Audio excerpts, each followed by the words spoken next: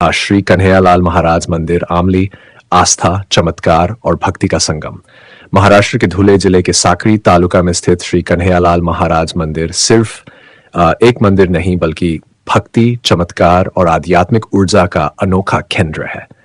यहाँ की पौराणिक गाथा, दिव्य मूर्ति और रहस्यमय जल प्रवाह इसे एक अद्भुत तीर्थ स्थल बनाते हैं। यह मंदिर भगवान विष्णु को समर्पित है और लाखों श्रद्धालु यहाँ दर्शन, पूजा और आशीर्वाद प्राप्त करने आते हैं।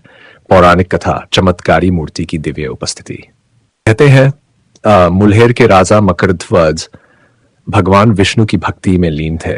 उनकी तपस्या से प्रसन्न होकर भगवान ने उन्हें स्वप्न में दर्शन दिए और कहा, राजा, मेरी मूर्ति को डाकोर से उठाकर मुल्हेर ले चलो, लेकिन ध्यान रखना यात्रा के दौरान पालकी को कहीं भी मत उतारना।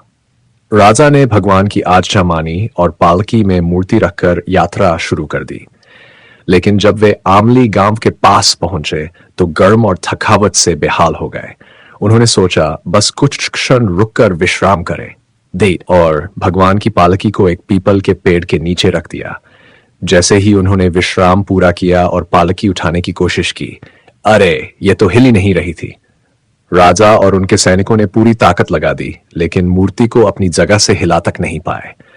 तभी एक गरीब भक्त पावबा भगत को भगवान ने स्वप्न में दर्शन दिए और कहा, हे भक्त, मैं अब यहीं निवास करूंगा, यहां मेरे लिए एक भव्य मंदिर बनवाओ।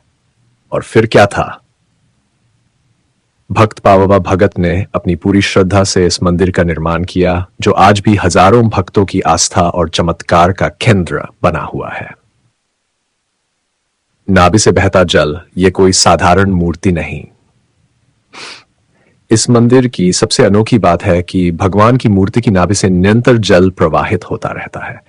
ये जल कहां से आता है कोई नहीं जानता। ये जल कभी रुकता नहीं, कभी सूखता नहीं। इसे पवित्र और चमत्कारी माना जाता है और भक्त इसे प्रसाद रूप में ग्रहण करते हैं।